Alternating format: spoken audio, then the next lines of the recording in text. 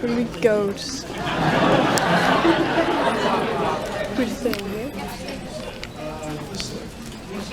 Let me get the microphone down there. Can everybody hear us in the back? Oh, sorry. And how did you hear that?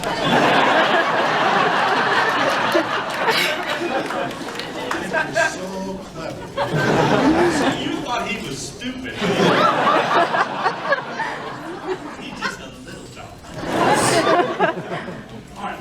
Hey. Get a photo or two first? Well, may I just say something? Yes. Can you hear the back now? Yeah. Beautiful. All right. We're here to answer some questions, some probing, deep, serious questions about. Why are you waiting? Question. Yeah, let me just say, and I haven't said this in a long time, I'm open to any question you might possibly have to ask. It's just, if you don't mind, there's two areas I'd like to stay away from, and that's Star Trek and Star Trek and my personal weather, life. current events, Michael Dorn's personal life. Two things. All right, so we're just going to pick you out of the audience then, and I think She's ready. She's foaming in the mouth. She's going to dislocate her wrist. Yes. That's my dear. Stand up, please. And we'll be repeating these for those of you in the back that can't hear.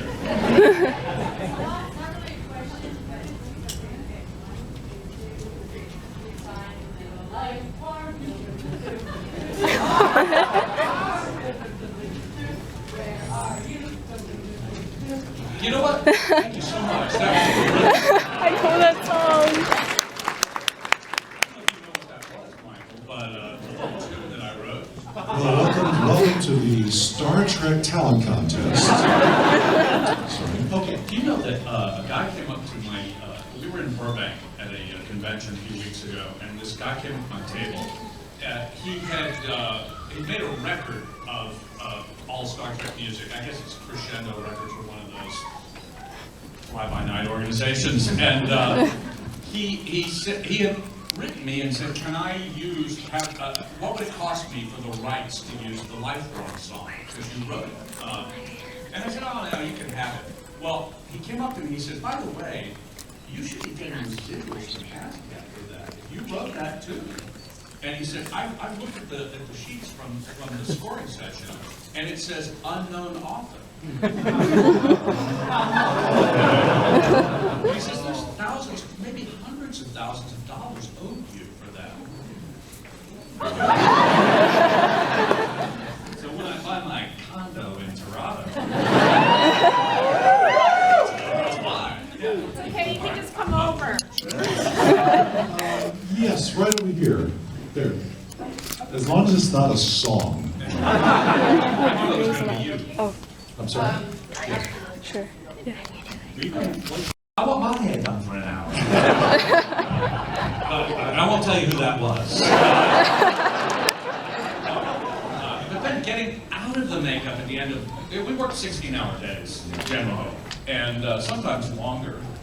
Friday night, they could work you as long as they wanted. So we were generally leaving at 4 in the morning on Saturday, and so that we could then come back Monday at 4:45. We had no lives at all while we were doing the show. When I started, I was living in this little single apartment, and I bought a house, and I moved in, and 1 year went by, and I was in the house, and we go on a 3-month hiatus every year, where the show shuts down, and I start again.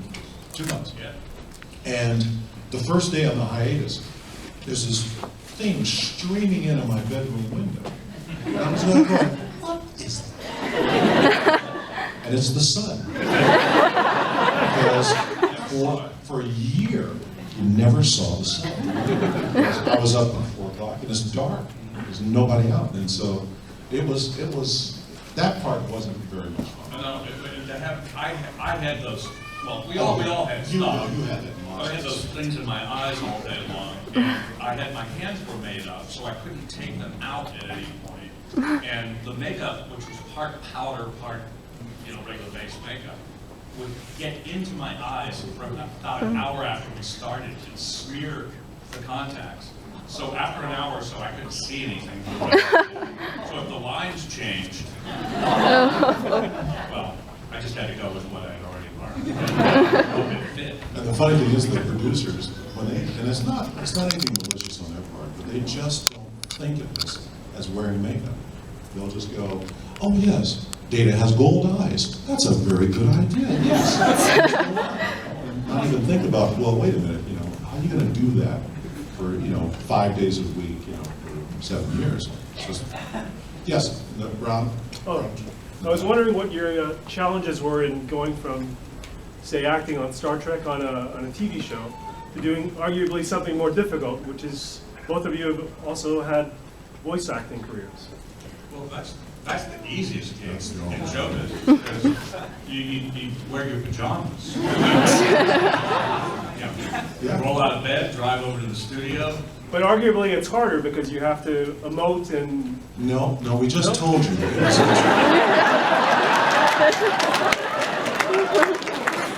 But the word arguably is out.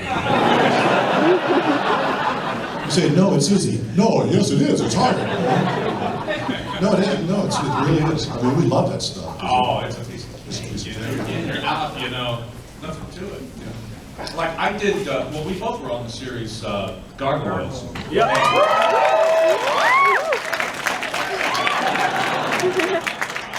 He played, and I don't know who I played. I saw it, but I didn't even saw the character when I was doing it. They hadn't drawn it yet. So they just said, can you do Puck? And I went, how's this? They went, that's great. But I had no idea what we were doing. That's how these people. Thank you. Yes, right here. One question for each of you, if that's okay. For Dorn, did it take any kind of special Let me answer his. practice? That's fine. Did you do the bat lift? The Batlet, I studied Batlet in college. So when we finally got to it, I was already a pro. What's your question for Brent? For you, I was wondering if when you, it was always, Data, you're just so perfectly deadpan all the time. Was it ever hard to stay that way, or did the other cast members ever try to purposely get you to screw up or laugh? Or... Well, let me tell you, is that I am so good as an actor.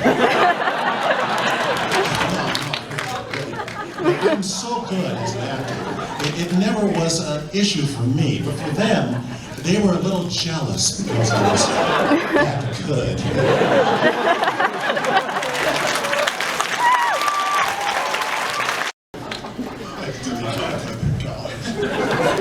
This cat right here is really desperate. Yeah, fine uniform, by the way. Yes. My question is for Brent. You've done 2 albums in the past. Correct. Yes. Are you planning on doing any further music? CDs and, yeah. No. I'll tell you what, I would like to do one more CD, but I am waiting, till I feel like losing a lot more money. If you haven't heard Dreamland, by the way, do you like Dreamland's really...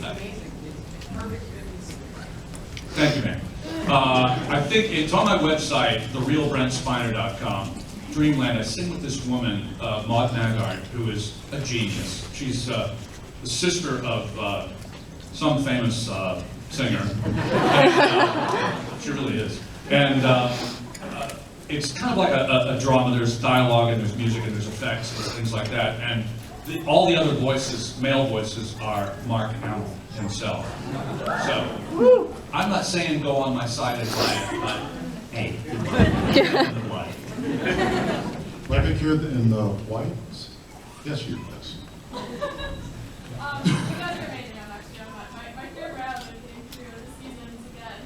You were actually the first person I ever interviewed. Oh, I remember. Oh, me? Oh, yeah.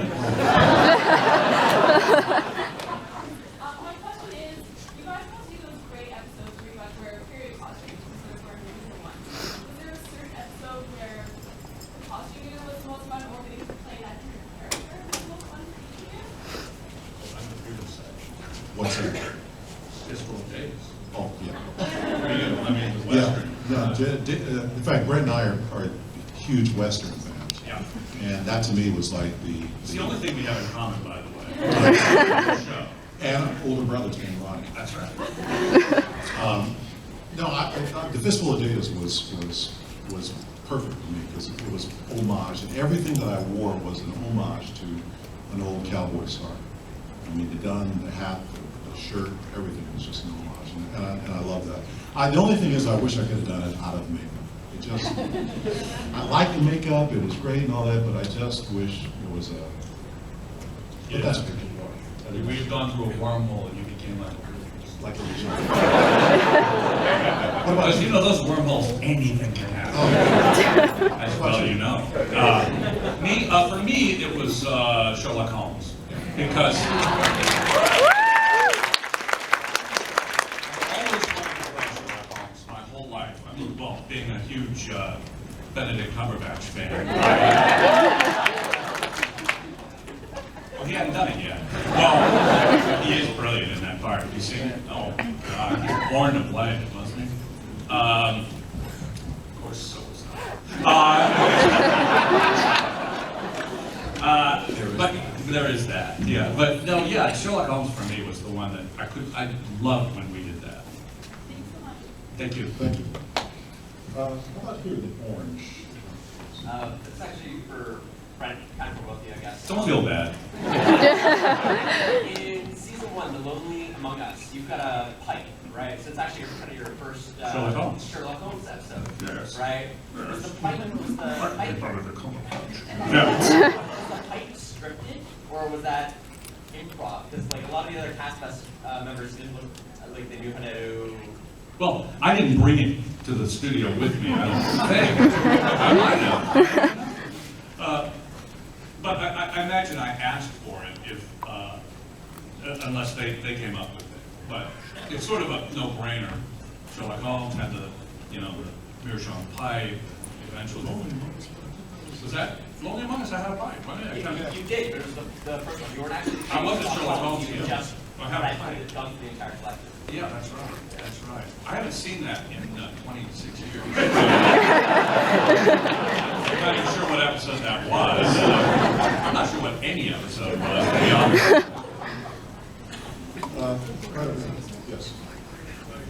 Before question, R1, with the growing popularity of the new Star Trek movies. Look, she's taking a picture of him asking her question.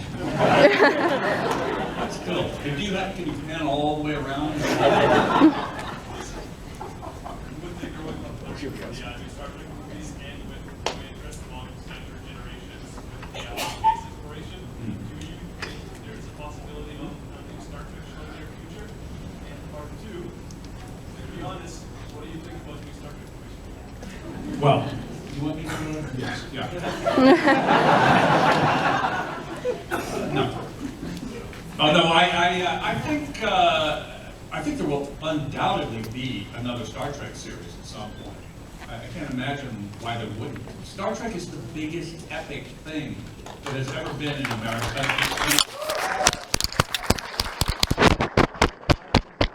There's always been some kind of Star Trek out there. I don't suspect it's going to end anytime soon. America is part of the fabric of the culture. People love Star Trek, and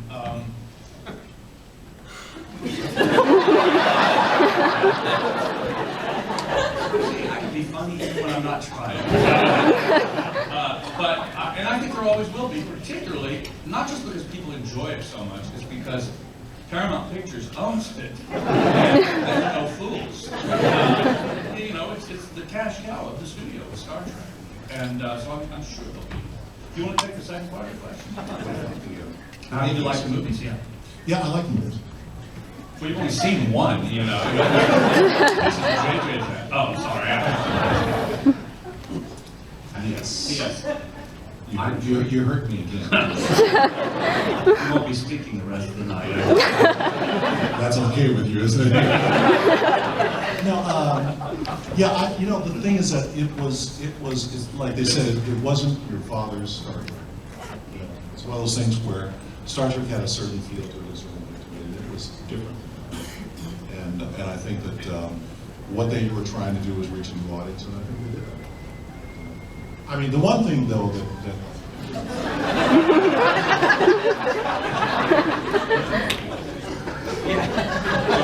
What was that? the one thing that I do have a bone of contention about Yeah. was there's something. It doesn't have to be totally logical or space, future, for God's sakes, but it just was the idea.